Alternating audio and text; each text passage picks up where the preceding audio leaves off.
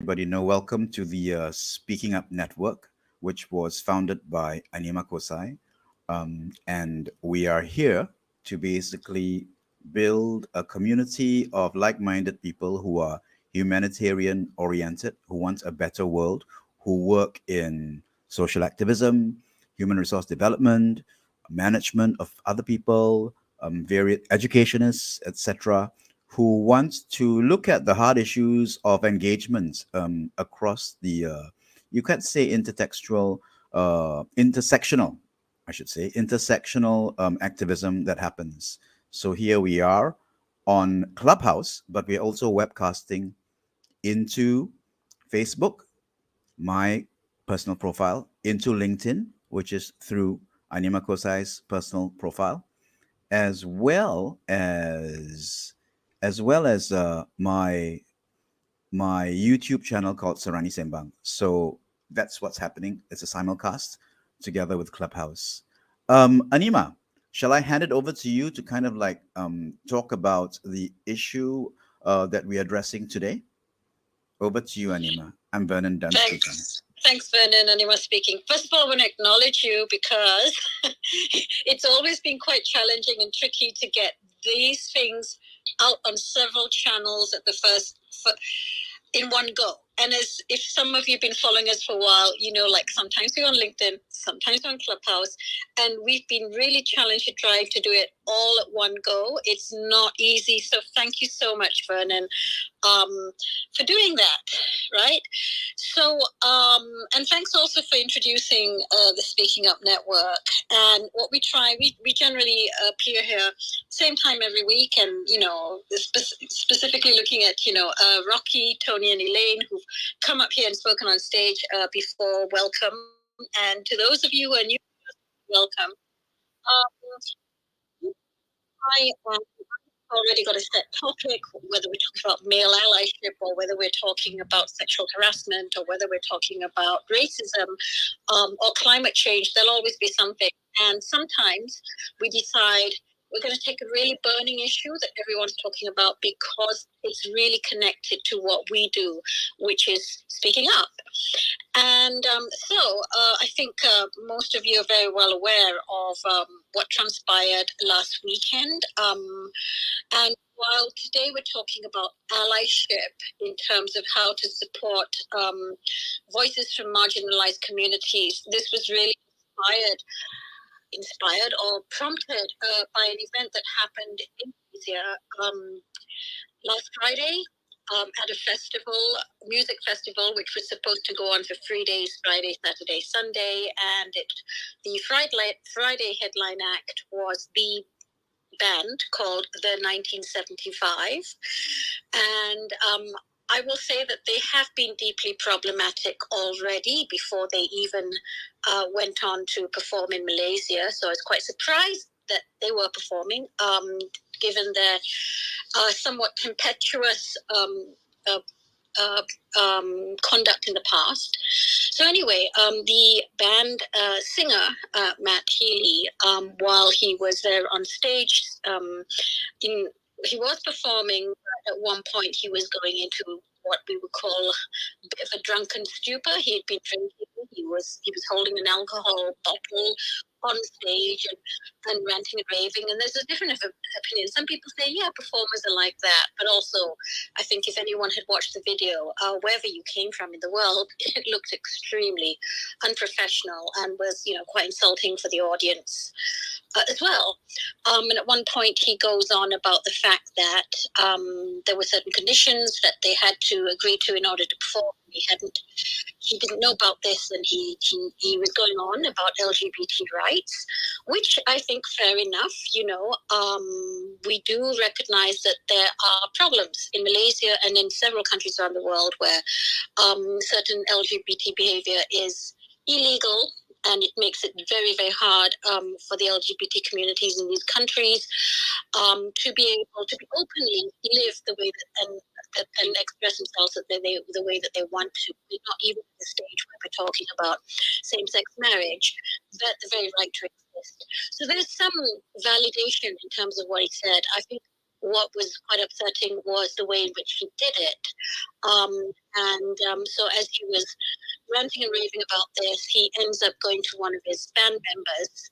By the way, both these men, as far as I was told, are both straight. They're cis heteronormative men, and kissed him fully on the mouth, and the audience were cheering. Now, bear in mind that in Kuala Lumpur, many people, like in cities around the world, tend to be quite open-minded, quite liberal and all that. The laws may be different, and the culture in the public may be different from what the laws may be saying. And we see a lot of this around the US today as well, as the US is growing more conservative in terms of their legal changes for trans people and other LGBT people and other issues, right? So anyway, I know I'm taking too long to go on about this. Immediately after that, the concert was called to a halt, and he was told that they'd have to leave. They were banned from performing further. In fact, they were banned from Malaysia. And what happened after that, the night ended, and in fact, the Malaysian government decided that they would not allow the rest of the festival to continue. In the meantime, they left their hotel at 4:30 in the morning to catch a flight to Singapore, instead of going to Indonesia, where they were supposed to perform next. So the following concerts in Indonesia and Taiwan were cancelled. We do not know the reason, but it's not hard to guess. Indonesia, certain parts of Indonesia, namely Aceh, prohibit LGBT certain activities, and Taiwan, though, does allow, I think they do allow same-sex marriage, correct me if I'm wrong, and definitely they have removed any laws that have criminalized homosexuality. So Taiwan, in a sense, would not be an issue. We're talking about LGBT, but that was also cancelled. Bear in mind, there are images of Matt Healy having stepped on the South Korean flag. So he's banned, I heard, from South Korea. So this is a problem person. But what was really disturbing, he was hailed in the West for standing up to, for LGBT rights, for, the poor people of Malaysia who don't have, I'm saying this because I'm just being completely sarcastic and completely fed up, that do not have the laws that the West has progressed to, right?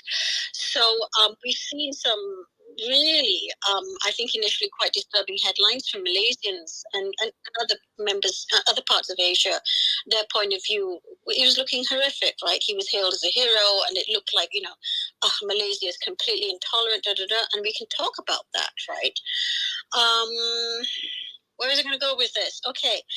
So we want to talk about this. The main thrust of the conversation we want to have today is that if, in this case, a person in the West that says that they're an ally and they're standing in solidarity with the LGBT community, what's really important is the laws, the political environment as well, in which LGBT communities are living in. Right, and this applies to other forms of community. We're talking about LGBT community today, but we can talk about others as well. By doing what he did, he put more harm and a target on the back of LGBT people, because what's happening in Malaysia at the moment, they're about to go into state elections, and the current government is kind of hanging by a thread, in a sense that it's an alliance of several parties, and this is probably the party that is currently leading the government at the moment. Is probably one of the more progressive parties, but they're often being challenged by more conservative religious parties, and the concern at the moment is that LGBT people will be the scapegoat. And I'm right now in the UK, and I can tell you this is exactly happening in the UK as far as trans people are concerned. The political parties here at the moment are scapegoating trans people in order to win votes, and win votes of women, or win votes of various people and so on. And as a result of that, there was an increase in hostility towards trans people. So it was quite shocking for me to see that someone from England, who I thought would have understood this, goes to Malaysia and behaves in this manner. So anyway, shall we, Vernon, read out the rules that we've drawn up for this particular session? Thanks, Anima. Vernon here. Yes, we shall read out the rules. Yeah, because of the issues at hand, I think it's really important to have some very clear ground rules here. Guidelines for people in the room. If you go to the link that I have posted up, it takes you to a Google Doc where we've actually put in the guidelines for people in the room, as well as links related to the conversation we want to have. Okay, so guidelines for the people in the room: do no harm, listen, be kind. As well meaning as we may be as allies, we may end up doing more harm to the communities we want to support. Here are some guidelines for everyone in the room to ensure we minimize harm while encouraging safe space. Please do not ask about a person's sexuality. Understand that in some countries, some LGBT acts are criminal. Outing someone can put them in danger. Understand that the people who are speaking here today are allies and support LGBT rights, and that is enough.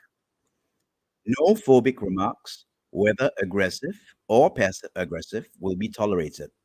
A person's sexuality, gender identity, and gender expression are not up for debate.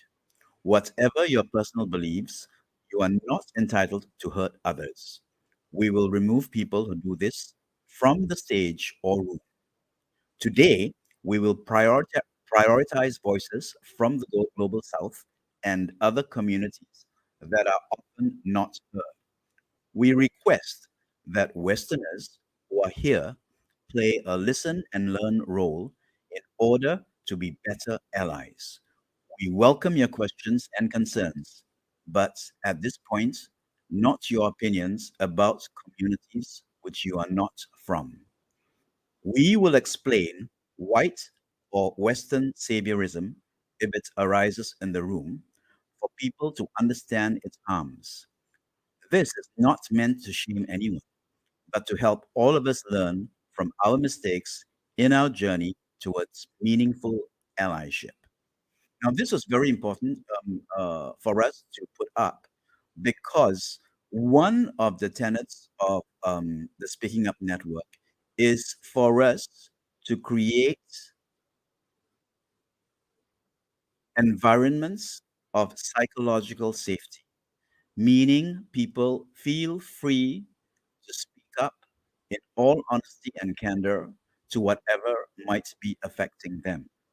Okay, so this is the reason why Anima Kosai many years ago started up Speak Up at Work, which was about creating the best kinds of work environments where people could bring their best selves to work and so they could contribute to the fullest because they felt safe. And this is the underlying tenet of the Speaking Up Network. Okay, psychological safety. Perhaps maybe in the case of Matt Healy and the 1975 in that concert situation, their behavior and gesture, maybe they thought they were speaking up for LGBT people, but in doing so they cursed our government. Yes, I am in Malaysia right now in Kuala Lumpur, right? They cursed our government. They cursed the situation that we are in, right? And then, right, they left the country, leaving us to deal with the aftermath. And it was one result of the aftermath was the festival was cancelled. The festival was supposed to be for 3 days, but it was cancelled after the first day. Can you imagine the people coming from far and wide? Can you imagine the micro businesses that had invested in this festival? The harms that their so called protestation for the benefit of the LGBT community created harms that involved so many hundreds and thousands of people, the concert goers, the micro business owners, all the people who had been employed to work on this festival, even the festival owners, who, by the way, had submitted the 1975 as one of their events, and it was turned down by the Malaysian government because of the reputation that Matty Healy and the 1975 has. Okay, what happened then was the concert organizers went to Matty Healy, the 1975, and their management and got them to commit to good behavior. But what happens? They sign it, and the authorities allowed for them to come in based on that commitment. And what happens? They come in and they just overturn the whole boat. Okay, and people today are thrashing in the ridiculous controversy that they created. So this is why we feel that some of the statements coming out, right, coming out of activists in the West defending and even championing what Matt Healy and the 1975 had done are basically doing so from a position of safety and from a position of not understanding the complete the complexities of being different in our part of the world. Okay, here in Asia especially, for all LGBT activists in the West, you may not know, but coming out isn't as important as coming home. We are a culture, especially in Malaysia, as well as I'm sure other parts of Asia, right? Sexuality is not exactly something we wear on our sleeves. Our sexual orientations are not something we wear on our sleeves. Okay, and it's a personal thing, and so the push from the West for human rights, etc., has to be handled with circumspection in our part of the world. So I'm going to stop here on that, and I'm going to ask Anima if she needs to say anything to what I've said. After that, we'll pass the mic to Melissa. Wonderful to have you here. Okay, I'm done speaking. Anima, over to you. Thank you, Vernon. I'll add one more thing before Melissa comes in. I mean, and also, Melissa, thank you for helping me craft these guidelines this morning, because she comes from a place of deep compassion. And I think when I first worded it, it sounded like, with the lawyer, police, like, don't do this, don't do that. So I really want to appreciate Melissa for making, putting in a tone, I think that's more welcoming. Really appreciate you for that. The one of the things I want to say, when I was drafting this last night, actually, I was very taken by something else that had happened in the international media, and this came from the BBC. And I don't know how many of you know that right now is the Women's Football World Cup, right? And so there was an interview with Morocco, who's doing quite well, the Morocco football team, and I'm going to read this because I actually made sure I wrote it down. So one of the things that happened was there was an interview. So this is a press conference with all the media there, with the team's captain, Ghislaine Chibak, and I think her coach or manager, so both of them were sitting there. And there was a question that came from a BBC reporter, and he said, in Morocco, it's illegal to have a gay relationship. Do you have any gay players in your squad? And what's life like for them in Morocco? So the BBC reporter asked this, and she just winced. She kind of smiled and looked at the manager like she couldn't believe anyone was asking this question. And then a FIFA official interjected and said, sorry, this is a very political question, and asked the reporter to stick to questions relating to football. And then the reporter replies and says, it's not political, it's about people. Please let her answer the question. Now, other reporters actually many of them actually were also outside the West, were absolutely shocked by this question because, number one, clearly the reporter knew, because he said it's illegal to have a gay relationship. So he knew the kind of pressures and dangers that any LGBT person in Morocco would be facing. But then to ask the question, do you have any gay players in your team? This is, I mean, I was just stunned. Like, how do you not realize how dangerous that question is? Besides the fact that nobody asks the male football team players, how, do you have gay players in your team? And in fact, male football players are far more closeted about sexuality than the female football players. Just putting it out there. So on Tuesday, a BBC spokesperson said, "We recognize that the question was inappropriate. We had no intention to cause any harm or distress." So I want to add that this question was far more than inappropriate. It was actually outright dangerous. And what this shows to us is that a lot of people, and this is sort of very Western-based media, are not aware of the harms and lived experience that other people may be facing. And so this also added on to what I was seeing going on in terms of how the media was originally looking at the Matt Healy story in Malaysia. And because there was a huge outcry, and my God, I absolutely love Malaysians for this, because Malaysians, I'm going to say this, we are very loud, we are very fiery, and when we're outraged, we want the whole world to know. We're like that, right? So within days, we saw the media changing, because the Malaysians are like, no, you don't get to say this, like, you don't get to speak for us. And everyone's asking, well, where are the Malaysian voices? Where are the LGBT Malaysian voices? And before you knew it, CNN, I think it was CNN, interviewed a Malaysian drag queen, Carmen Rose. There were several other gay rights activists who were interviewed and giving the Malaysian perspective in terms of how dangerous it was, what he had done and the harm that he'd done. So again, it's like our voices on the ground considered. So, us in the Speaking Up Network, what's really important are the voices on the ground, not the voices who speak for others.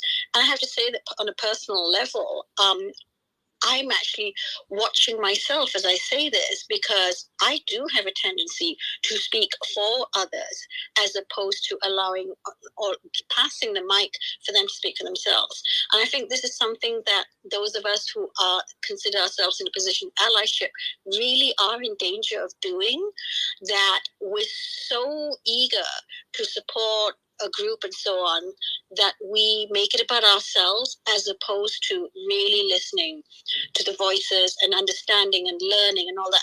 And that's what we should be doing. And so I'm now in the West, I ask people in the West to do that as well in terms of issues that are coming out from other parts of the world.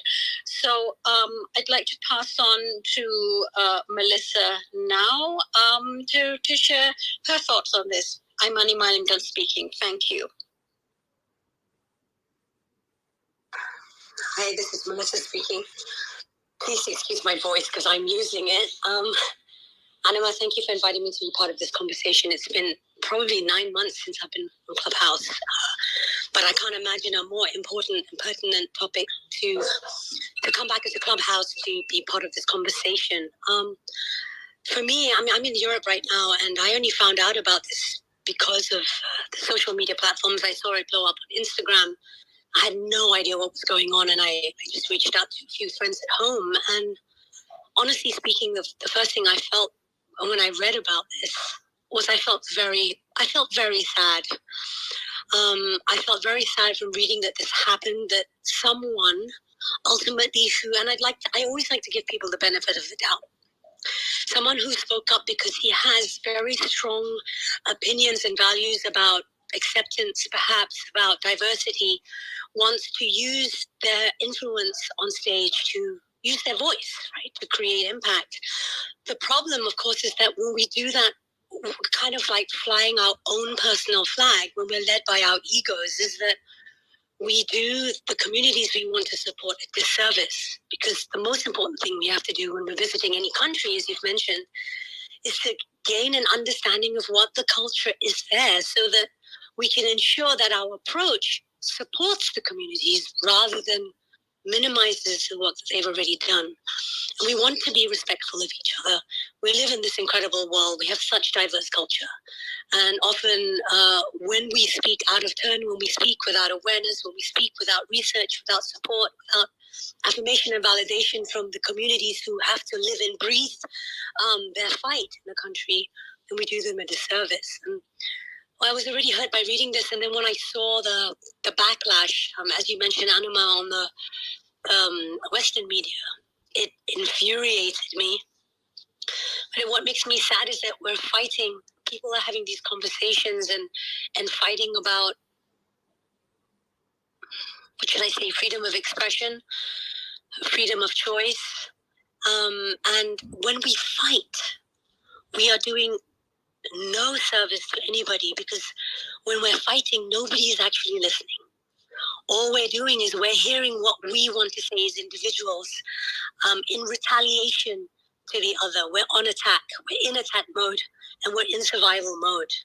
And when we're in survival mode, we are not really creating any growth, any progression at all. And so my approach has always been, how can I approach a conversation or conflict from a place of peace? So rather than choose winning or even choosing to be heard, I choose what would be the right action to create peace first.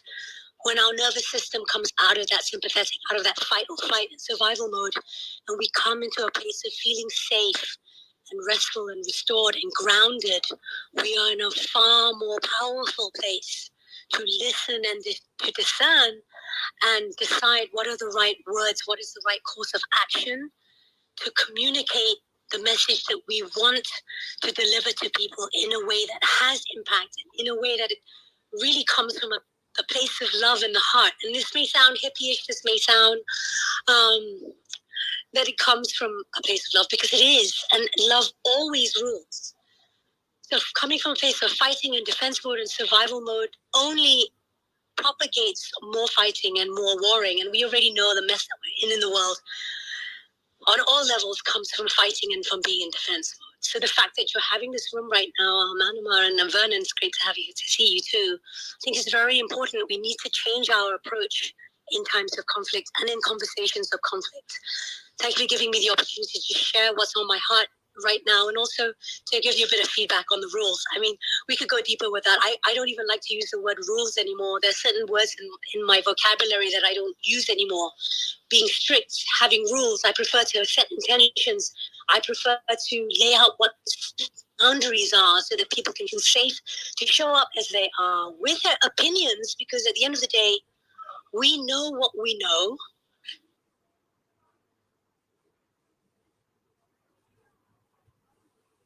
Melissa, we just lost you. Yeah. Have you got me now? Sorry, I'm moving. Yeah, I'm trying to move into a quiet space. I'm going to wrap it up because my voice is going. But essentially, I think what is so important in terms of advocacy and allyship is language and what it is that we want truly to achieve. If we want to achieve acceptance, if we want to achieve communication, we need to lay a foundation. We need to create a safe foundation that comes from a place of peace rather than from a place of war and defensiveness. And I'll just pause there. I have a tendency to ramble. I haven't been on Clubhouse for ages, so I hope that made sense. I hope you can hear me. And this is Melissa, and I'm complete for now. Thank you. You're welcome to carry on rambling, Melissa, if your voice can handle it. No, I'm good for now, Anima. I'm good for now. This is Melissa. I'm complete. Vernon here. Thank you so much, Melissa. Yep. Wow. 8 months.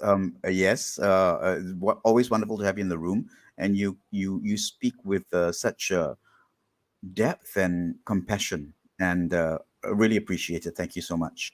Yep. So yeah. What did Matty Healy actually do? He got drunk coming up on stage. He had signed a letter, or rather his management had signed a letter that they would not be up to their usual shenanigans, because the Malaysian government would prefer to not kind of like have occurrences in events that might offend people, that might trigger them, that might in fact challenge the predominant cultures and the way things are done.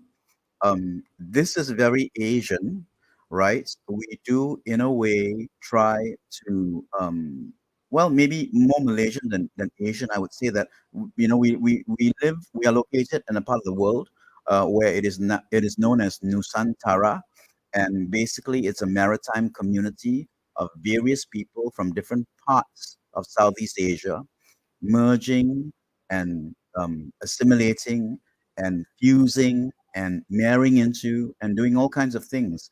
And so, how the social order is actually managed um, is done with a lot of sensitivity and respect, because so many religions, so many cultures, so many languages, so many communities, so many heritages come together in this part of the world.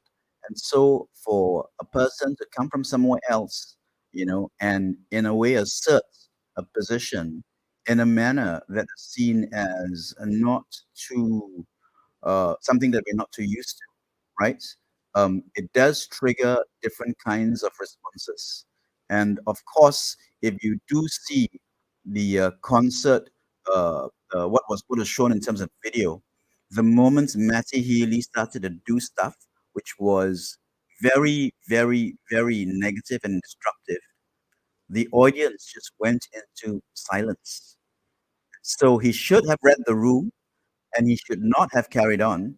But I guess it was because he was intoxicated, and so he didn't have his senses about him, and it just escalated into something quite yeah controversial and even horrific, you can say.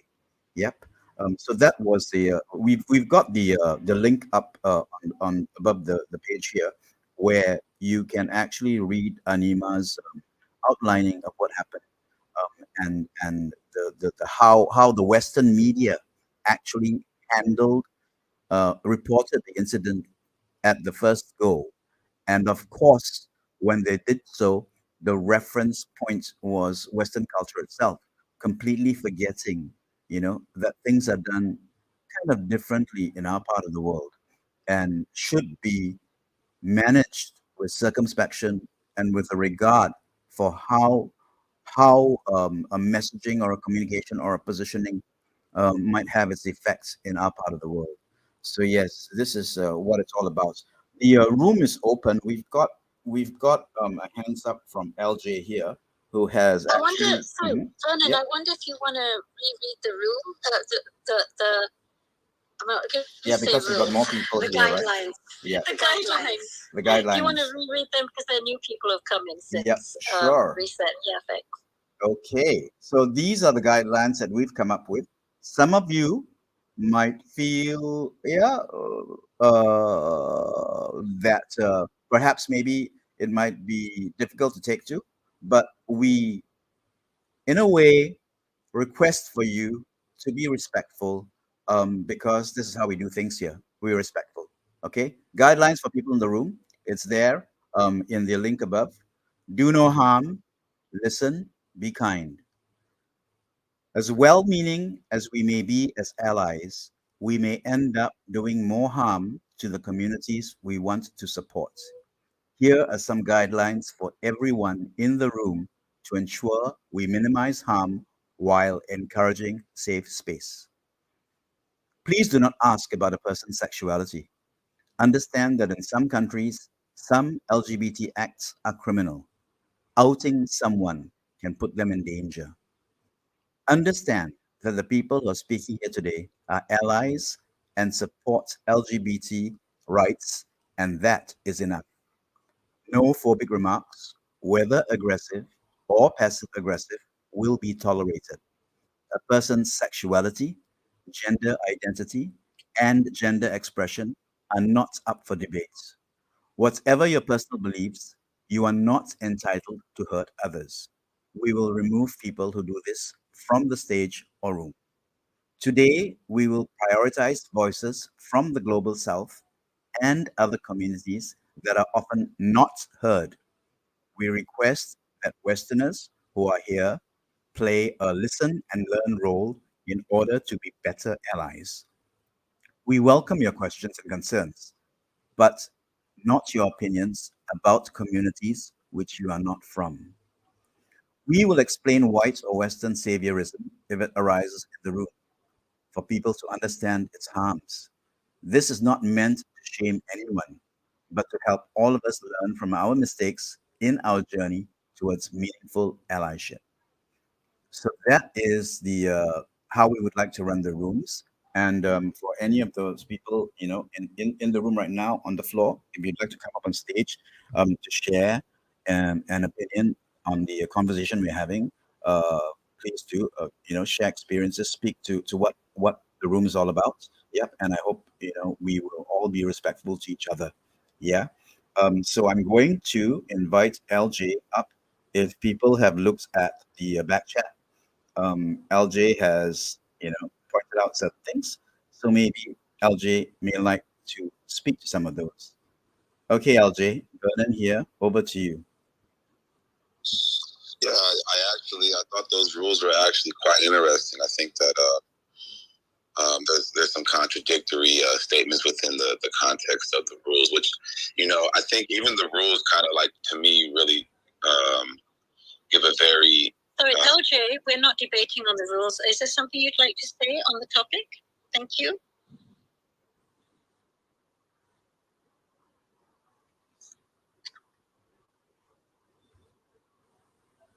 Hi, LJ. Nothing? I think that was quite rude because Melissa did ask me a question in the chat, but I will not speak anymore because I'm not allowed to. This is Melissa speaking. I'm wondering if I could, Anima and Vernon, Yeah, please do.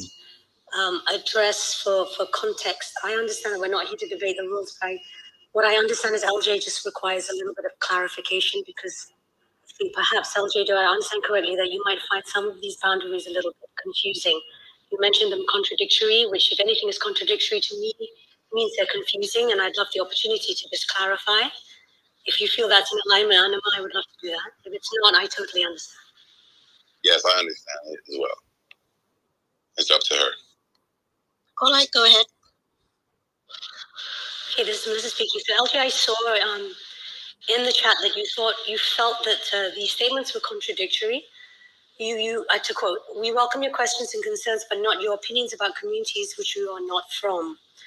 So the thing is, we can come into a room with curiosity. Any conversation with curiosity, it's more about getting clear on what your intent is.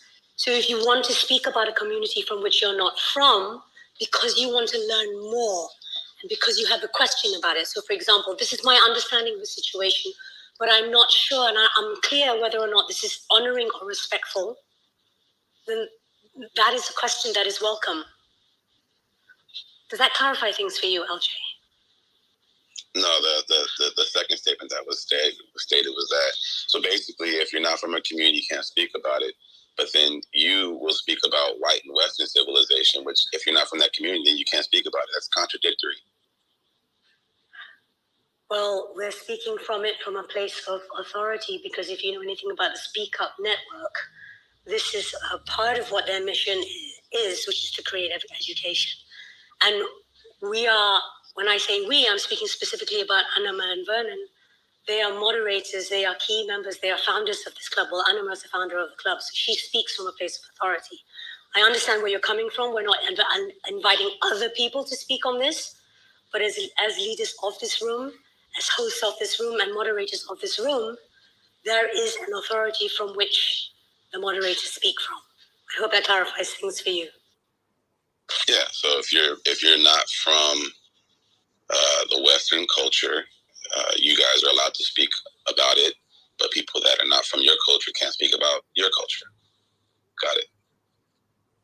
That's not what I've said, and so I will then definitely sort of advocate with you, Anima, that we move on to the topic. Yeah, let's move on. LJ, did you actually have anything to say about the topic, or you were only going to talk about the rules? Okay, well, thank you very much for being here. Back to you, Vernon. Okay, so so we're talking about the situation where someone from another culture decided that he wanted to be an ally, But I'm not sure whether it was because he was drunk. I'm sure it was that he was drunk. Um, and basically he created a huge furor at the Good Vibes Festival, which was supposed to run for 3 days. But because of what he did, the government came down strongly and basically, ended the festival on the first day of its 3 day run, creating a lot of havoc. So then, the general feeling is that was the government too high handed? Number one. Number two, was the government trying to silence freedom of expression, right? And number three, was the government and authorities did they know what they were doing? Well, if you come to our community, in our society, the Malaysian society, you will realize that we are a very multicultural bunch of people. And therefore, certain boundaries have to be set so that people can engage with each other in the most constructive and positive way. And being antagonistic and hostile, which Matt Healy and the 1975 were, right? They could have actually ignited a similar hostile and aggressive response, you know, from people who did not agree with what they were saying and which was said in a very rude and disparaging way. Okay, and when that is done, and when and with the risk of that happening, the government stepped in and said, we can't let the concert proceed. Yes, there were a lot of people who did not agree, but from my point of view, in my humble opinion, living in this part of the world and having to deal with navigating through different cultural, religious, and social environments, and I am a minority of minorities around here. I think responses have to be circumspect. Behavior has to be circumspect. We cannot for any in any way kind of assume that freedom of expression is the leading is the thing that must lead forward. It is not possible, seriously. So that's what I like to say thus far. Yeah, Anima or Melissa, either of you. Thanks, Melissa, for clarifying with LJ the situation in the room, and I hope that LJ did get to understand the complexities, right? We're a very complicated country, Malaysia. In fact, so complicated we are, right? And yet, because of how it is run, we have been able to maintain peace for 98%, 99% of the time. Yeah. Yep. Melissa, over to you. Vernon done speaking.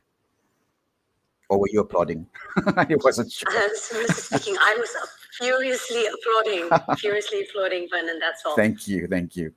Yeah. So, would you, Melissa or Anima, like to say anything? Or anybody else down in the on the floor would like to chip in to certain questions? I mean, like, it would have been great if LJ had some questions about, what were the boundaries, to dig deeper and unpack the complexities rather than speak up to confront it head on in a black and white kind of way, because that's not how things are done, especially in Malaysia. There are lots of gray areas, and a lot of things are not so apparent. We're a high context culture where a lot of things are not said up front. And when things are said up front, it can cause disease, it can cause harm, it can cause pain, it can trigger various reactions. And so, therefore, circumspection is a big deal. Okay. So, I thought I'd just like to share that with all of you. Anima? Yeah, this Anima speaking. It's interesting because just before this call, I was watching a friend of mine who's a white man in the UK. He was doing a LinkedIn Live, and his name is Gary Turner. So you know him, Vernon, because he's part of the Male Allies group, right? Yes, I do. Yeah, he's a great guy. And so he has a podcast along with two other women called Hegemony revealed, right? So he was doing his own LinkedIn Live just now, where he showed like a bunch of drawings, and I thought what was really interesting, because he's really unpacking, for example, what it means to be in the West, a white person with privilege, and he was also, talking about the harms that Westerners do to the global South. And I was like, oh my God, yes, recognizing, validating, the global South. And I think one of the things he said is that, and he said, okay, so those of you watching this, right, take a deep breath and think, what is this? What's coming up for you? What are you feeling, right? Because these are not easy emotions, especially if you are in the West or if you're white and so on, because it feels kind of threatening. And he said that there are 15 what was the word he used? It's like a pattern. He said when people get defensive because they think they're being challenged, right, in terms of their identity and so on, there are actually 15 patterns there. And he said there's a website. And I was like, what website? I want to know more, right? I'm seeing a lot. I guess it's very fortunate, the people that I sort of move around with, and I know Melissa does as well while she's here in Europe, right? They're incredible people who are now in the West, like going, oh my God, how did we not see this before? We have been so utterly privileged, and the harm that we're doing to other people, and really sort of paying attention. I mean, one of the things we talked about right at the beginning is in terms of the media. If we follow what's going on with the international media and the language they use and the stories they focus on and the slant they give. Now, if you lived in England right now, you would think that the only people who are at threat from the huge, horrendous fires in these islands in Greece are British tourists, right? The whole media coverage is on these poor British tourists who can't complete their holidays, who have to get on boats and leave and flee back to England on boats, on small boats. You see where I'm going with this? No one's talking about the Greeks who have lost their homes, their businesses, their livelihood, their farms, The British media is not talking about that. And it's heartbreaking. Like, we're so self-centered that we're not thinking of how is this feeling for other people in the rest of the world. I mean, there was a woman who was going on about, the tourist agency wasn't supporting her, and she was so upset. And we're like, you haven't lost your home. You haven't lost your livelihood. You have a home to go back to. And I think this is what I want people to start thinking about is, let's get out of our privileged lives. I mean, okay, we still have privilege. First of all, we need to recognize it, right? But also really start paying attention what's happening beyond our borders, especially for those of us who are in the West. We really need to be more aware, alert to what's going on in other parts of the world, because lives there are very, very different. And just as this incident with Matt Healy, thinking he was speaking up for local LGBT people, and really doing the exact opposite, is because of that lack of awareness, because often we're not hearing in the media or elsewhere conversations that are coming out from the global South, actual global South voices. I saw I got invited to some big climate change event that's happening here in the UK, I think in a couple of months. And amazing bunch of speakers, incredible speakers. It's like the who's who of the British environmental world, and I'm like, oh yeah, I'm really tempted to go. And of course, I did what I often do. I put the Bechtel test. I looked at, well, how diverse, they had like 30, 40 speakers. That's how big it is, right? I thought, how diverse is this? And I went through the list, and they were all Western voices. How can Western voices be speaking on a global climate change event, given that the West population is only between, I think it's about 12-13% of the world are living in the West. The rest, which we would call, the global majority in the global South, are over 80% of the world population. And the hardest hit people by climate change are along the, the equatorial belt and the small islands. Those are the voices that we need to be hearing. So, when we created the Speaking Up Network, we're really, really passionate that we're being equal and equitable and fair to try and counter the very unfortunate Western dominant media that everyone sort of listens to and doesn't know what's going on in other parts of the world. So to an extent, we can't, as vile as he may be as an individual, we can't fault Matt Healy for not really understanding what's going on in Malaysia, right? Because it's just the way our world, our systems, the media, everything works. And so I'd like us to sort of think about for a moment, how can we make this different? How can we do things differently so that we hear all these other stories? So curious, to hear what others have to say. I'll step off my soapbox for now because this isn't about me. It's about all of us, all of you as well. And really would love to hear other people on the stage who want to share their stories and what they think about being allies and hearing other voices as well. How can we be better here? And of course, we want voices to come up, especially voices today from the Global South. Thank you. I'm Anima. I'm done speaking. Vernon here. Thank you, Anima. Thank you very much. Yeah, it's we are well into almost the first hour of our little broadcast. Well, 50 minutes at least. And we've been talking about the Matt Healy 1975 Good Vibes Festival controversy that created a huge furor, not just here in Malaysia, but rippled across the world with media coverage in the UK, where Matt Healy and hang on, are they a UK band? I don't even know them very well, but yeah. Yes, they're British. They are a British band. Okay, and what they did created hardship for a lot of people whose long weekend was completely wrecked. Thousands of them, because of his unthinking behavior and thinking that he was doing the LGBT community a favor. Completely misguided, completely misdirected. He hadn't done any research to figure out whether it would land well and in a positive way for the communities he was apparently trying to help, or was he just performing what we call it performative activism, which happens a lot these days. You've heard of performative activism. You've heard of charity porn and stuff like that. Was that what was happening there?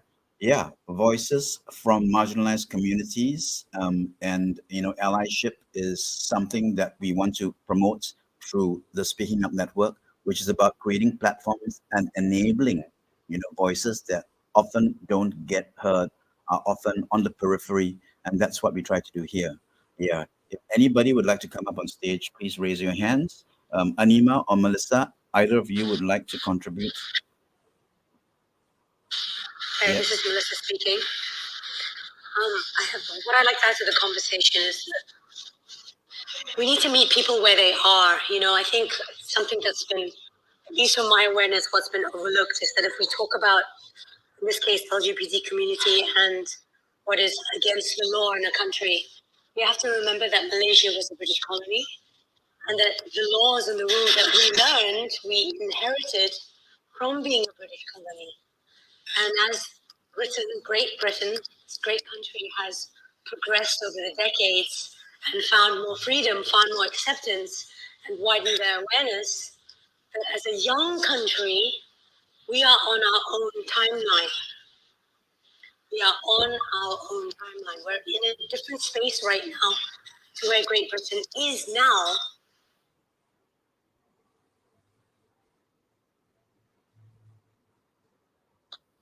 Melissa, I think we've lost you.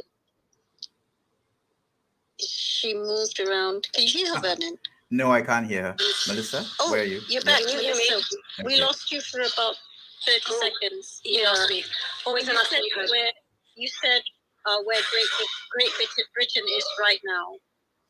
Yeah, so where Great Britain is right now is in a different timeline, right? So we are still carrying the laws and the rules that we inherited as a British colony, And we're not where Britain is now because we're a younger country. So if we want to create impact, we have to meet people, countries, communities where they are. We first have to ask, what is the situation? What is the right way to approach this conversation? And be representative of hope, representative of what is possible, and aid that progression in a way that is compassionate and respectful of where that community stands in their timeline. We can't just come charging in like a bull in a china shop. We are in different. Lost you, Mel. Lost you. Mel, lost you. Melissa? Okay, anybody here, Melissa? Melissa, you've muted. No, Yeah, she's okay. yeah, okay. Shall we invite Yeah. others to come up and Yep. speak? Who would Yeah. like to come up? Please raise your hands. It'd be great to just kind of like, check into, your thoughts and reactions when you heard about the situation, especially people either in Malaysia or in this part of the world. As well as, yeah, I would like to also ask if there are among our guests from the West who might have some questions with good intent. Yep. Please raise your hand so that we can perhaps maybe give you some insights into how difficult it is to navigate out in our part of the world. I mean, for us, I mean, like I am a multi-generational, multiracial Malaysian, so I don't fit into any of the racial boxes that all Malaysians need to fill. I fall into the category of others. Okay. And being a minority among the minorities, um, I guess from a very young age, I've had to be very aware and become hypersensitive to knowing when I might be crossing boundaries, offending people, and saying the wrong thing, right? And so, yeah, it's given me tools to navigate through very complex multicultural, intercultural situations. And yeah, I take it that if you come from a background where you haven't actually engaged with people from different other countries who speak different languages, who have different kinds of lifestyles, it does feel kind of like even strange and threatening, even. And so I get it that certain people might be bigoted because of their monocultural or very closed, isolated lived experience. But when you live in a world that is like Southeast Asia, especially, where you have so many cultures, etc., you do tend to take into consideration how you can contribute positively in any engagement rather than react negatively, which could actually create more problems. So there is this one particular concept called bertolak ansur, which is give and take, giving and taking, to be able to collaborate, to be able to cooperate. And that is the reason why Southeast Asia is such a wonderful, you can say almost, yeah, incredible cosmopolitan part of the world. I mean, like you look at Singapore, you look at Kuala Lumpur, the number of cultures that live together in peace with very, very low incidences of intercultural conflict. Um, like in Sabah, Sarawak, especially, what is known as East Malaysia, Christians and Muslims are buried side by side in common graveyards. Families comprise of all kinds of religions, atheists, Christians, Muslims, in and indigenous faiths in Sabah and Sarawak. So, in terms of being Malaysian, we feel like this is how one should deal with the complexities of life, to hold oneself before one is triggered into something that would be negative. It's so easy to misinterpret or misconstrue gestures or words, or even the use of a third language. You might be reading the wrong thing. So clarity, clarifying is such an important practice that I have learned in my 5,000 years of living as a minority of minorities in Malaysia, that you need clarity. So yeah, we do welcome questions to seek clarity here. And but at the same time, if the questions are going to be posed in a manner that is passive aggressive, that is challenging, that maybe kind of like suggests an intent of wanting to cause mischief, then of course, then we'll start to have a problem, right? So, anybody else who would like to be brave enough to come up on stage, please raise your hands. Anima and Melissa, anything to say? I'm going to send out some invites because maybe people are now a little bit intimidated by this. Oh, okay, we've got. Did I scare them? Did I scare them? No, I promise to be gentle. No, we can do this. We can do this together. We can learn from each other, right, Checo? Thank you so much for coming on board. Hi, welcome back. Thank you so much. Yeah, please Hi. introduce yourself and speak to the issue at hand, Checo. Wonderful to have you here. Vernon Dunn speaking. Over to you, Checo. Yes, hi. My name is Jaco, and I'm Japanese, but I'm also American. I was born and raised as a child in Japan, but I spent almost all my life in the United States.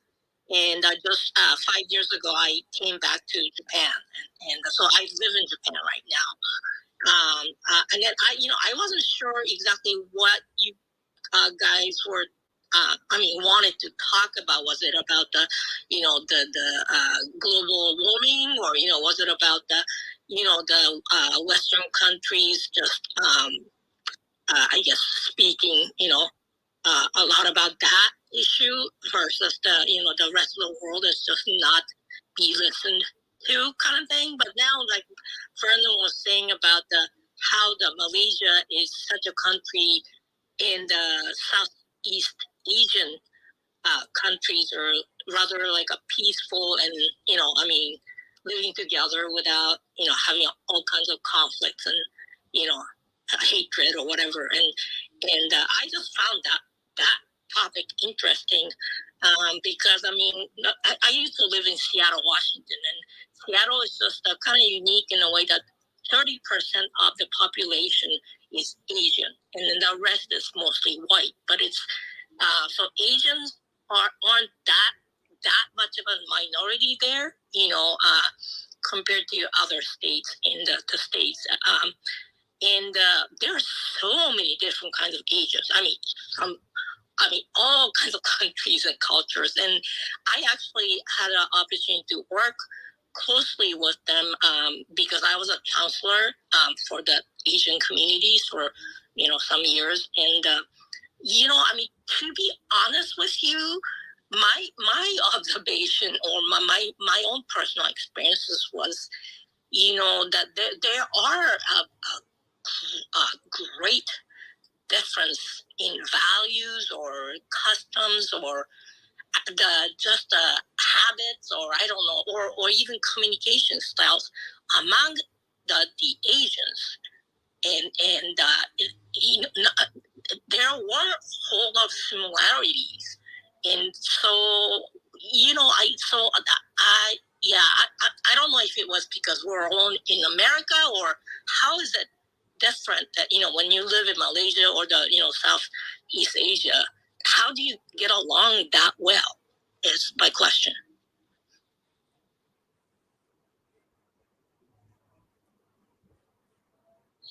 Do we, Vernon?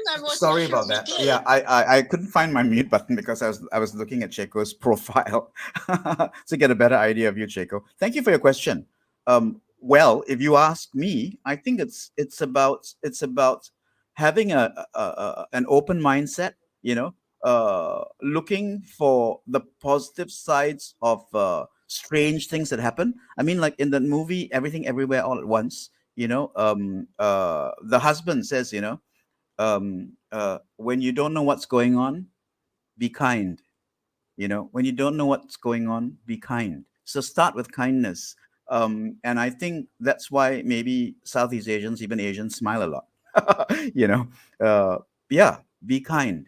That's what was in the movie Everything Everywhere All at Once. And actually, I'm a big fan of the movie for so many reasons, particularly because there is a level of interculturality in that movie which is stunning and would actually teaches us lessons about the world and about the realities and challenges that we face. I mean, here was an Asian woman, trying to deal with the tax, trying to deal with the fact that her husband is about to leave her, trying to deal with the fact that her daughter, was creating problems for her. The father had just arrived from Asia. There was all that going on, and that whole idea of like the multiverse was like there's so many decisions that you can make, and once you make the decision, it sets you off on a particular path. I mean, yeah. So the multiverse itself was about the choices you make and where it takes you, and in every aspect of the multiverse, there is a moment of awakening, or a moment of wisdom, or a moment of insight along the way that actually tells you that if you held space, if you just kept your wits about you, if you did not allow yourself to collapse into your most evil, your most basic, your most uncharitable manner, then that is where things will unravel. So that statement, when you don't know what's going on, just be kind. And that whole other statement about if everything that you've ever felt and experienced in every part of along your life has brought you to this moment, use those lived experiences and look for the lessons to drive you forward. So yeah, I should stop because I'm a bit of a, how shall I say, obsessed by that movie. Anima, stop me now. Yeah. Well, actually, thank you. This is Anima speaking. I've just sent an invite to you, Rocky, because you just said something really intriguing in the chat. That you were in the movie. So I know this is a slight detour, but like, come up and tell us what you were doing in Everything Everywhere All at Once. I think it would be easier to just show you in a GIF. Hold on. Damn.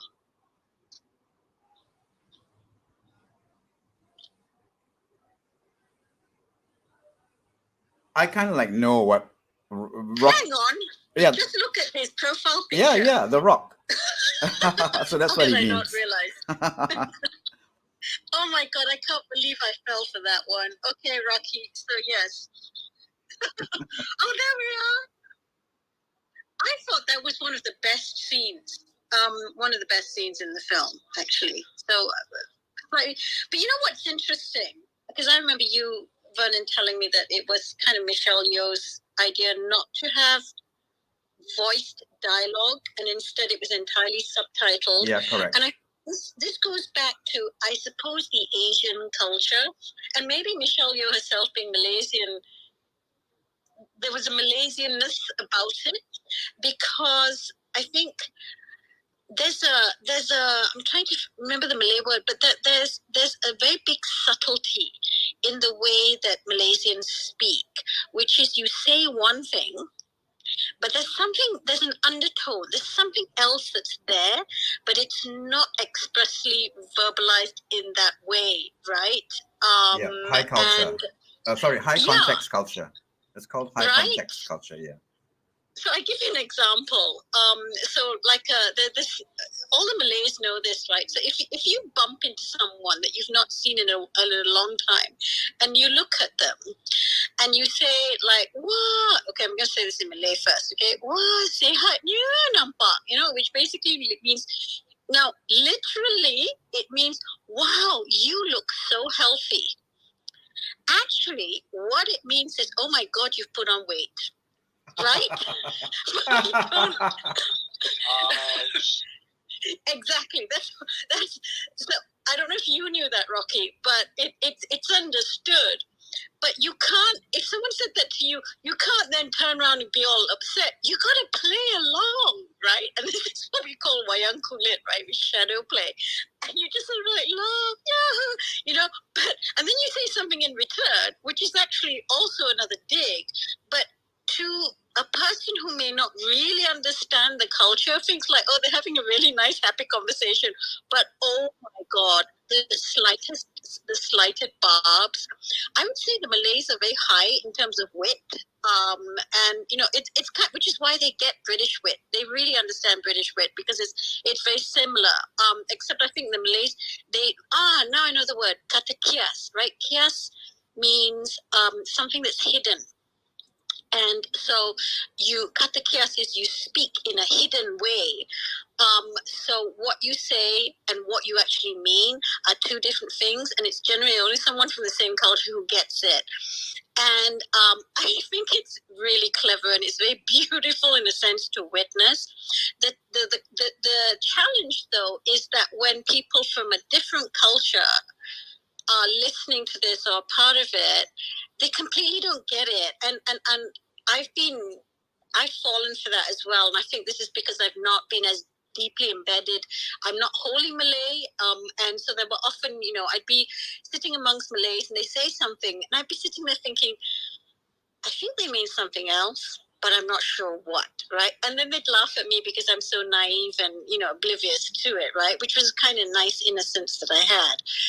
But I think this is, again, when we were having conversations the other day, and I see some others in the room here, cross-cultural communication, in that very often it's misunderstood. And I think this goes back to the issue that we started this room off in, that someone from, in this case, the UK, from the West, felt he wanted to make a statement about standing up in solidarity with LGBT rights in a country where it's criminalized, and not coming from a high context culture, failing to understand that actually it could be something that's seriously harmful. And I'll say the other thing also, what's very interesting in the Malaysian culture is we all know who's LGBT. I mean, a lot of us do. But you don't talk about it. And it's a bit like the US, the old US Army thing about don't say it that you're gay and everybody will just accept you. But the moment you bring it out into the open, oh my God, now we have to deal with it. And I think that's kind of where we're at now. And so the moment you really bring something into the spotlight, it's almost like you're forcing everyone to have that conversation. And because in a country where many facets are deeply conservative, they're happy not to have the conversation because they still want to love their sons and daughters and non-binary children without having that conversation. Parents, they generally know, right? But they would rather not kind of confront this face on. And it's going back to that kata kias, that hidden conversation and the subtleties and the nuances. And I think Malaysians, because there's several different cultures in one country, and you do get Cheko, you do get cultural clashes. Whatever Vernon said, there are disputes and things between the different ethnicities. That does happen. Maybe not to the extent that you see in the US, but it does happen. Well, some skirmishes and misunderstandings, which gets put down as quickly as they happen. So, yeah. Okay. Well, I was a human rights lawyer, so there were other things we saw. But anyway, I won't go into that. So I would say that's been largely happening. And so when someone flies in from a low context culture where you can just say things directly and say what you mean and all that, and doesn't understand all these nuances and subtleties and how people navigate around these things, right, without upsetting. I mean, I think, it would drive me crazy. I would say this, I am more Western than I am Asian in my outlook and my behavior. That there are a lot of things in Malaysia that I would get very upset about and I would want to confront because that's the kind of person I am. And there are a lot of Malaysians like me, by the way. That's not the overriding culture.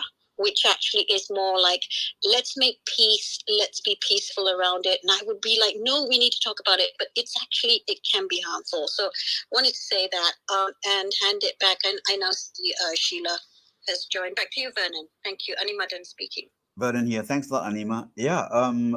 It's so Sheko, I hope we were able to answer your question. How do we get along? Yeah, we just tolerance, I guess, and also thinking of the best of what others might be saying or doing, and using a lot of humor, as Anima mentioned. I mean, that's how a lot of I guess criticism might be conveyed in a manner that is lighthearted and done with subtlety or even sensitivity or humor. Yeah, so humor is a big thing. And we have here on the stage with us Sheila Rahman, a very dear friend of mine who has been listening to our rooms, but for the first time ever has come up on stage. And I'm so happy to see you, Sheila. Perhaps you can introduce yourself and then speak to the topic at hand, Shields. Wonderful to see you. Sheila, you there? Are you going to unmute? You'll have to unmute the button and then you can speak your mind. Sheila has been, yeah, here she comes. Sheila Rahman. Okay. Honestly, thanks so much, Vernon. I appreciate you, letting me share my views. I think I would come probably from a historical perspective about what's happening. And I was very, very torn by what happened with the Matt Healy issue, actually. Okay, I'm a former journalist. I left very early when I was about 45. I was with the Straits Times, but that's something else. I just think a little differently in terms of timing and wanting to self-improve, etc., etc. I really appreciate what Melissa had said just now about how we communicate and with respect to one another, because we're also different nations. It's so amazing. Now, where Matt Healy is concerned, it brought me back to what our good old friend Saleh Jonat had done many years ago in 1972. I'm not too sure whether you can hear from what I'm saying that I'm one of the older generation. My kids are probably, the age of most, the average age of you guys here. I'd probably bring it up. But anyway, the thing here is that what Saleh Jonat had done at an art exhibition, which was talking about Zen and the concept of art performance. And he had been given a manifesto to read before that by the artist who was presenting these rules that should be followed for what was considered art, great art. And Saleh had actually said that he would unzip himself and take a pee on the manifesto. If the person went ahead doing it, well, the person went ahead and did it, and Saleh did what he did, which was to pee on the manifesto. Now, that was considered then in 1972 an obscene act. And Saleh had, fortunately, it was not in the papers at all, because at that time we were a different kind of crowd. Okay? But Saleh had written a note as to why he did it, because he could not allow something that was so wrong, and he had told the person who was writing it that he could not do this because it would actually be confining the creativity of people, because you can't structure creativity. And he had said, do you think I would sully my own reputation to do this when I know that I could very well be arrested? I'm sorry, can you hear me or not, Vernon? Is it okay? Am I getting through? Yes, you're getting through. Sorry, it took me a while to getting through. unmute. Yeah. Okay, so this was in 1972, very different time. Hey, pretty avant-garde, and growing up in that area, I was in my just barely touching 20, but wow, so that freedom of expression really, really was something else. Then we came to V.S. Naipaul wrote this book called Among the Believers. All right, this was in the 80s, and V.S. Naipaul had been given some grant to go around the Asian countries to talk about Islamization. And what he wrote about Malaysia was not exactly flattering, because at that time we had the beginnings of religious cults coming out, like in Sungai Penchala and stuff like that. And again, what the feeling was is that V.S. Naipaul, you don't come to my country and tell us how we should live. It's like we can critique because we live here. But Naipaul, you're from Jamaica and you're in UK now, and we felt affronted, but we acknowledged that there was some kind of truth to what he was saying. But don't speak on my behalf, because I can speak my own truth. Okay, that's the thing there. And coming to Matt Healy here, I did watch the video. I study things actually that I go through. And he started off saying that, look, I did not check up on this and I did not do that. Vernon, I want to say, I don't know whether he was drunk or whether he was. But look, that bottle of I don't know whether it is crystal champagne or whatever it is a prop that looked exactly like what happened in Morocco to me. He did the same thing there. All right.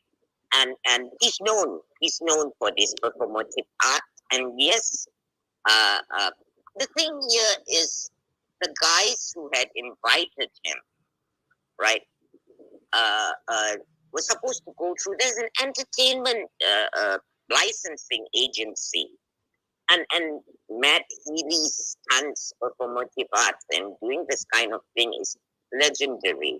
He just did this last year and few years, and Matt Healy is a didactic person. He dropped out of school, and he's a self-learned person, and his mom is in Coronation Street, blah blah blah.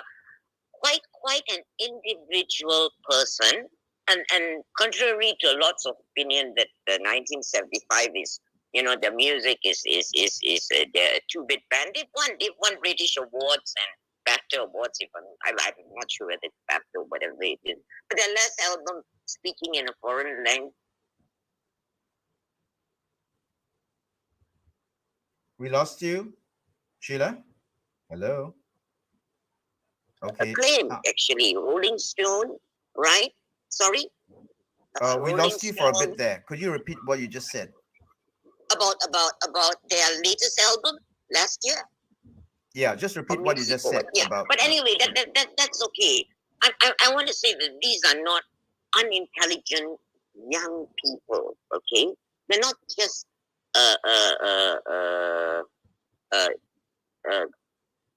I think they come from a different place. They're like my kids, come from totally a different place, and always amazed by the things they come up with. Like for example, today I was discussing this thing called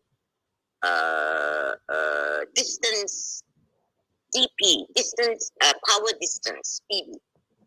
Okay, power distance index with my son, which is about how in Malaysia we are highest on this power distance index, which is worldwide. We've been on it forever. The highest and highest by a lot of margin, a high margin, because we come from a very unique country which still practices a lot of feudalism and a lot of communal kind of cultural allegiances. I want to say this, okay? I'm a non. I don't like using the word non-Malay because that's derogatory to me. Okay, my children are Malay. I'm of Indian heritage. I don't believe the word non even should come into it. I couldn't help what I was born, how I was born. And I think this kind of this is quite derogatory terminology should be banned in the first place. I'm a very proud mother of Indian heritage to Malay children. And I tell them so, and they're very proud of everything. But coming back to what Matt Healy did, right? If you examine the video itself, right? It was almost like he was talking to himself for being an idiot in not checking out coming to Malaysia. And by the way, it wasn't silence at all, Vernon. He was applauded. If you go back to the video, at that time when he spoke about the LGBT or how can I come to a country where somebody tells me who I can have sex with, right? It was something out of anger. I would put it this way. I mean, and I hope I'm not going too far, but I would even look and when the kiss came, it was his band partner, his best buddy, coming up to him and giving him that smack kind of thing. It was. And by the way, that happened after the 7th song. All right, so he did give some music before he finished kind of his set anyway. The banning of the 3-day festival, I don't think that's on him in that sense. What I of course was on Twitter the whole night and reading whatever it is, but I noticed there was a cancel culture to people who wanted to say, well, thank you in a sense for speaking up for that person. And that person said, oh, I had to quickly, remove my tweet because they were getting, Vernon, you're right. This is the first time I'm speaking up. I'm just saying that I believe that these things, right? Mm-hmm. It's true. It's true that there is a culture of fear in our country, whether we like it or not. But we live within it. I love Malaysia. I never go anywhere else. So what I want to ask, Sheila, right? Yeah. So do you think there was an overreaction to? No. There wasn't an overreaction because this is the way we will react. We react this way. This is, as I told you, that power distance index, where we are filial, we are loyal, we have these communal groupings in our society, right? Where we will defend to the death people like Najib. All right, there's some people who do that. We'll say, why on earth are we doing that? But that's our belief quotient kind of thing. So when you have blind loyalty, you go into being a true believer too, right? You believe in what you want to believe in. The LGBT crowd will never speak up for themselves, and it's fine. It's fine too, because they can't. It is dangerous for them, right? And I'm not saying thank you, Matt Healy, for speaking up, because no, you really did more damage to the people who are concerned. But these things happen. But I would urge you, Vernon, to go back and watch the video. The crowd actually cheered him on initially. It was when there was this debacle about the concert being cancelled that you had people saying, for goodness sakes, hey, I bought a 3-day ticket and I want a refund, that kind of thing. But I work with stateless children who don't have a voice. And it really is so terrible that I have, like yesterday, a girl got her citizenship approved after 9 years. After 9 years, and everybody was saying congratulations, like she had struck the lottery. And it was saying to me, surely we can do things better. There's a lot of things which are not right, which we can't speak up about, that I know. And yes, I go back again to what Melissa said just now. When we communicate, we've got to communicate effectively as well as we can, but we cannot remain afraid. So we've really got to watch how we say things and do things. Huh? Is that all right, Ron? Yep, all very all right. Okay, yeah. Now Sheila is a veteran journalist, and I'm very sure that boy, she would have studied everything intensely to unpack it. And this is the reason why I was so happy to have her come on the stage to speak, because in the many times that we've had conversations, I've learned so much from her. So thank you, Sheila, for pointing out the fact that there was applause, but the bits that I saw, there was silence. And yes, I will go back and watch it again. I would imagine that when he started his statements in support of LGBTs, there would have been definite crowd kind of like appreciation. But as it kind of like, descended into a rant, maybe that's, to me, yeah. Yep. It's so sorry. To me, it was like, when he started off saying something like, when it's unbelievable, here am I invited to a country. You don't invite somebody to country, and then you tell them what to do, that who I can have sex with or who I can. And I can understand that, okay, for sure. All right. I mean, I would be personally affronted, but at the same time, if I have a guest in my house who I think is out of line, I would say politely to him, like what Maya Angelou says. The furniture in my house, the walls in my house pick up negative energy. Can you please leave? I would say that to him. Yeah. Because for the greater good, yeah. For the greater good, yeah. For the lesser harms. Sure. Yeah. So I do feel that the cancellation was for the lesser harms. Yeah. Unfortunately, many people were inconvenienced and might have lost money, but apparently, the Kuala Lumpur Klang Valley crowd actually galvanized, and a lot of the micro businesses were able to actually find different sources of custom and patronage. So that was the people coming together, the people of various cultures and races and religions coming together at a time when help was needed. Yeah. I just want to say I'm sorry. I hope I didn't offend No, not at all.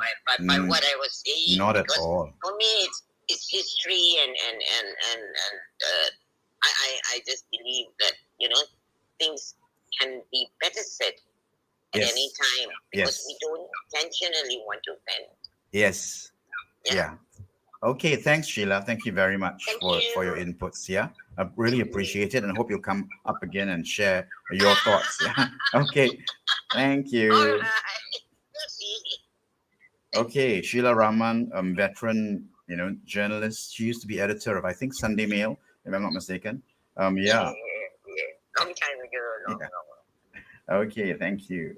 Okay, thank you. Yeah, if anybody would like to speak to what Sheila had just shared, please feel free to pipe in. Yeah, is there? Yeah, Rocky, you've unmuted, and Anima as Thank well. you, Sheila. This is Anima speaking.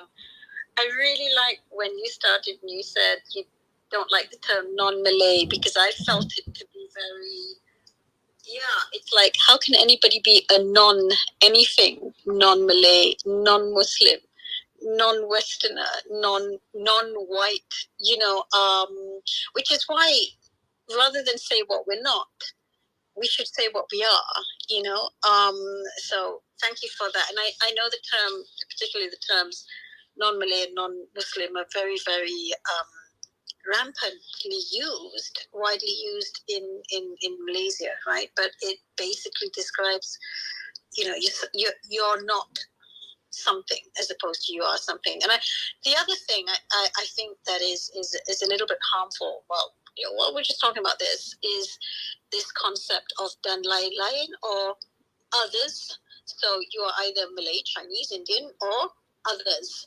And I want to give a shout out particularly to East Malaysians, and some West Malaysians, Orang Asal, or indigenous people. Unfortunately, Malaysia in their census do not properly recognize the many, actually, apparently there are about 60 different indigenous groupings in Malaysia.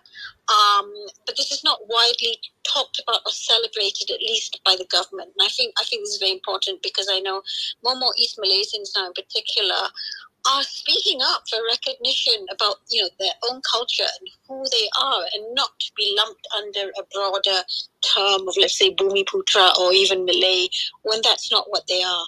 So really, support that. So thank you, Sheila, for saying that. Back to you, Vernon. Are you able to speak? Hi, yeah. Was I muted for the longest time? Oh dear. Didn't hear you. Oh no. Yeah. Thanks a lot, Sheila. Yeah, I was actually kind of like thanking you, and I was not, my mic was still muted. Oh dear.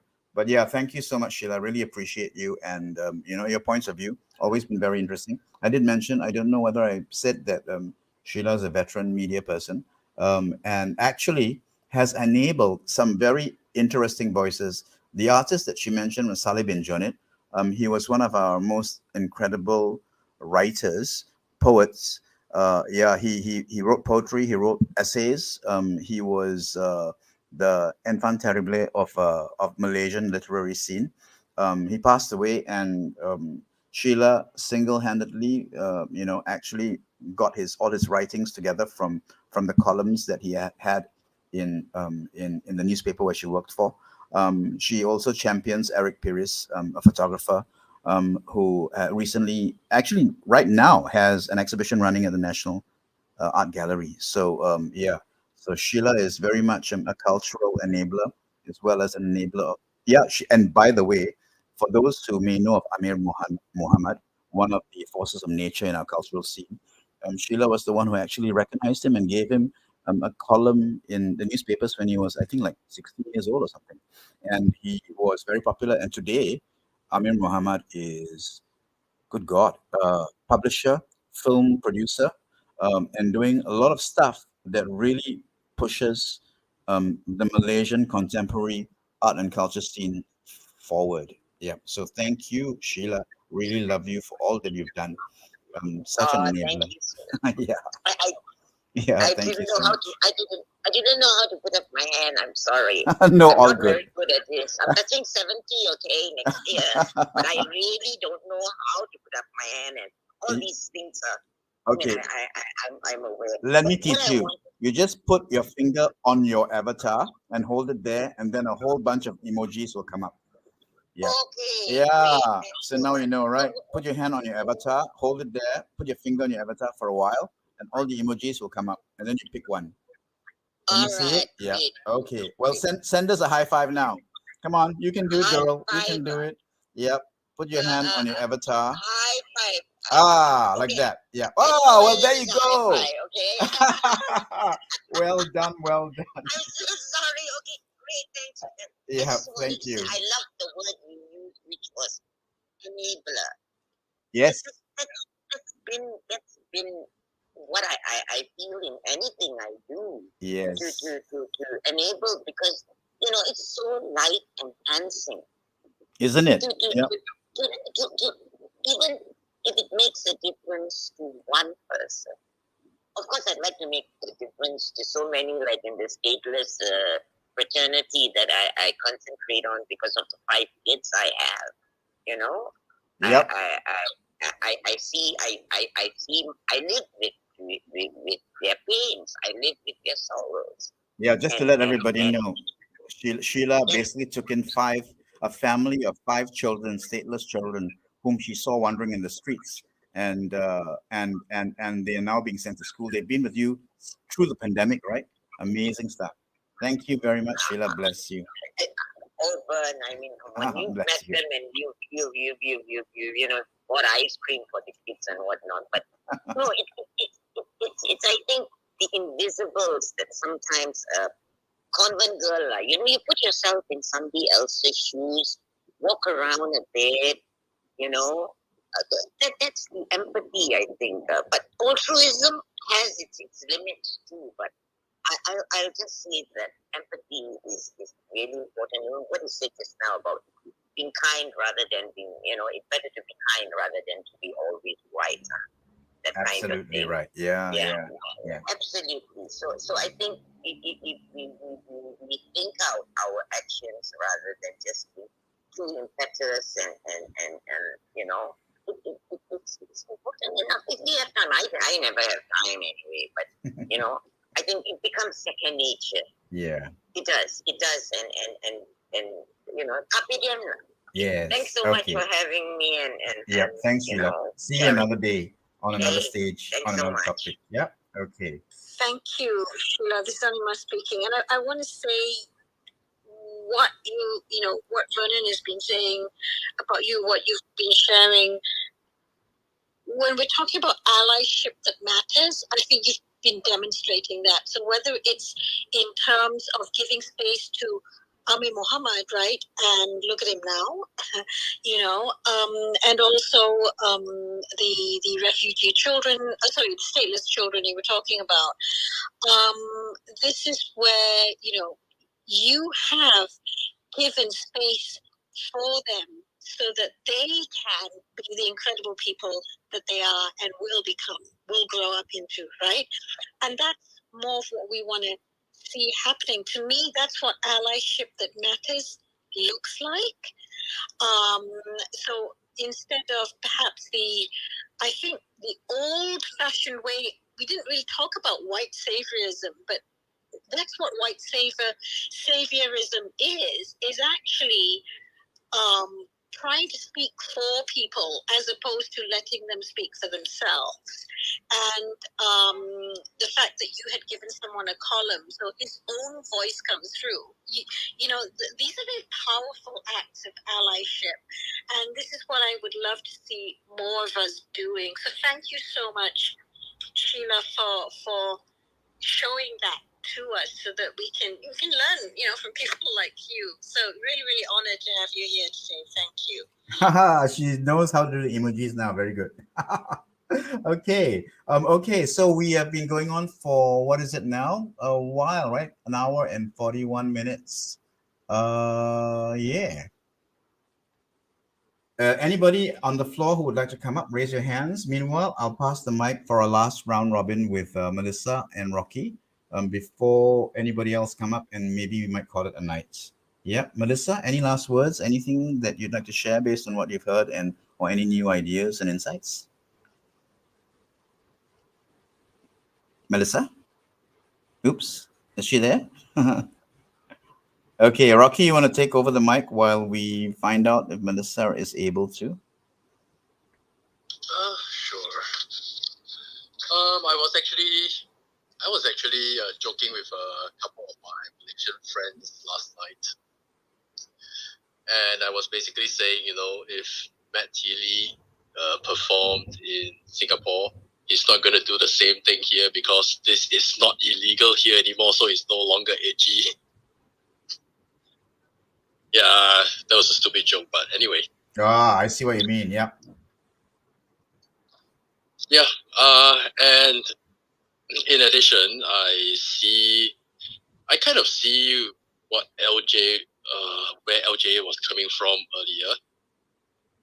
But to be fair, he could have been a lot nicer about it, but he was busy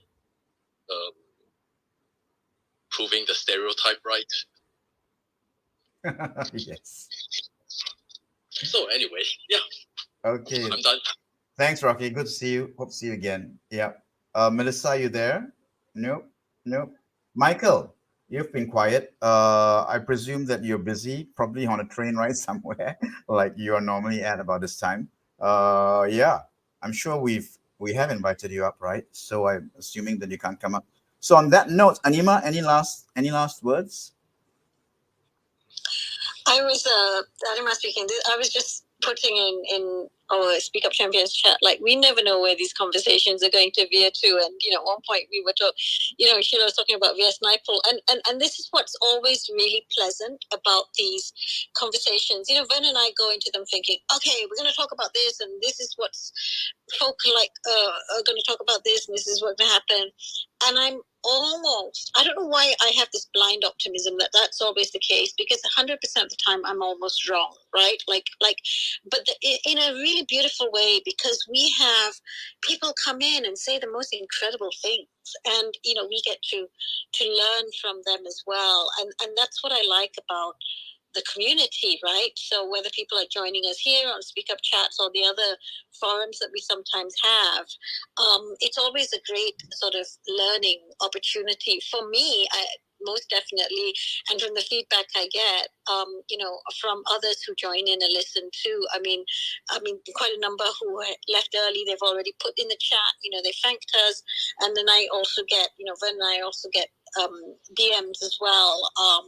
From people, and I know, so apparently, I don't know if you've seen, but they've been chatting on LinkedIn too, because this is streaming through LinkedIn. So people are saying, oh, this is really interesting conversation. People have just come in and listened to the live in and out, as they see it pop up on the profile. So I don't know, if you've seen Facebook, but I think it's probably listening to us like a radio channel in a sense, right? And all the different voices. And I think that's what's wonderful. When I say all the different voices, it's not just what we say and who we are, but what I love to hear are also different voices in terms of language and accents in different parts of the world, and they're talking about culture. I think that's just so beautiful, because I think that the gift of being in this world is really about how diverse we are as humanity from all parts of the world.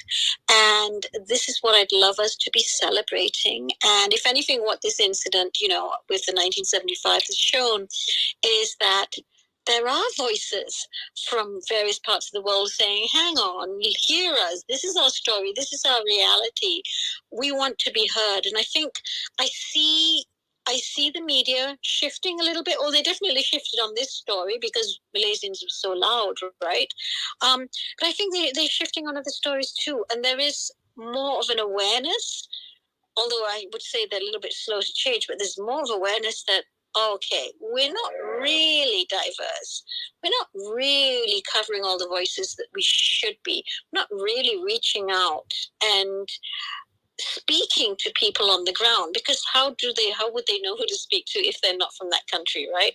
So I do feel very passionately that international media, for example, should really recruit, value, and honor people, reporters on the ground from those various countries, as foreign correspondents, as opposed to, flying in someone from the West. Okay, you do this. There's great value to hear voices from those countries. And I think as a diverse world, as a diverse humanity, that's what we should be seeing on our TVs, on our internet, everywhere, right? On our phones. That's what we should be seeing. These many voices come through, and I would think they should come through in terms of our population demographics. So you'd hear far more voices from the global South as opposed to the North, right? So I'll stop there. Thank you so much, everyone. Oh yeah, sure. Go ahead, Rocky. Okay, so we have heard a lot about how in the voice, the words of Reddit, how this privileged white boy or what have you came here and stamped his feet and all that. But now my question is, would it have been more acceptable if a local Malaysian born and bred here, if he or she had been the one to do it, would it have been more acceptable? I think it's a That's a great question, Vernon. You want to go? Yeah, I think it's you can't. It's a difficult thing. I mean, it's apples and oranges, isn't it? Right? Until it happens, we don't know. And of course, it needs to happen in a particular manner. Yeah, and the time would be different. The whole, yeah, it would be different. It definitely would be different. I don't think it anything could be the same because the equation is different. Uh, I think there would still be cause for concern. I think the LGBT community would still say, I don't think you should have yeah, we just operate differently. As I mentioned, I'm not sure whether you were in the room when I said in in the Asian context, um, coming out isn't as important as coming home. You know, uh, get it. Asian people don't wear their sexual orientation on their sleeves. And so there is decorum. Yeah, yeah. So Yeah, like that, I Rocky. get it. Yeah, My yeah, question was actually, a local Malaysian, right, born and bred here, he's got skin in the game, right? So yeah. if he, you know, throws his tantrum on stage, he still has to stay and, Clean it deal with up. the fallout. Yeah. But he doesn't just get to take his money and move on back home Yep. because this is home. Yep. Yeah, Yep. I Absolutely think that's right. the question. Yeah, absolutely right. As I said, I mean, like we're quite a complicated society, and there are aspects of it that some of us has come to accept. And yes, we may not agree with it, but there are movements of change that have been happening. I mean, the way things are done today is very different from like, I've lived, I guess, long enough to see development happen, to be able to appreciate the stuff that local activists have been working silently on the ground, to carve out safe spaces, for different kinds of marginalized communities. And allyship, by its very nature, yes, is a challenge. And as with everything living in a complicated society, it requires circumspection. It requires research. It requires reflection. Yeah, and really kind of like working with the people who are involved. Yeah. So, but thanks for that, Rocky, because it also makes me think a lot about how. Yeah, I guess in the world of activism, there are there are the the really the ones who really push and the ones who watch. And I guess it takes all of us, to contribute to the differences that need to happen in different ways. Yeah, but in this case, yeah, maybe in the long run we look back and think like, yeah, maybe it had to happen, but surely, it could have happened differently. You know, yeah. So on that note, Melissa, are you there? And do you have anything to say, or or have you? I don't know what time it is in London. Melissa, any last words from you? If that's the case, then I guess I could be playing. I can be playing the music to take us out. Right, Anima? Shall we call it a night then? Thank you so much, Sheila. Yes, let's call it now. Thank Yeah. you very much, everyone. Michael and Helena for staying with us. Thank you. On that note, yeah.